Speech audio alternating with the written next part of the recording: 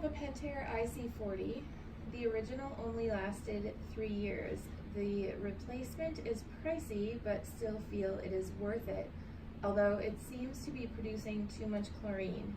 It is set at 20% with a 10-hour runtime. Free chlorine is about 5. Water temperature is 90. Solar heater. Not sure why it seems to have a free chlorine of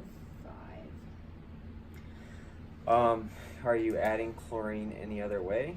Also, on top of that is,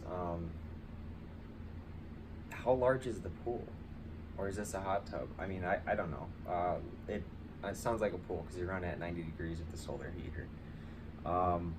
So do I think they're worth it? Yeah, but there's pros and cons to everything. So in general though, if you're gonna run 5 parts per million in your swimming pool, then I would turn it down even further than 20%, especially because the new ones, if you turn it down below 20, it'll blink instead of the lights being solid, and it indicates that the lower percentages on top, which I think are in 2 digits, like 2, 4, 6, 8, 10%, something like that, just run it at one of those lower numbers.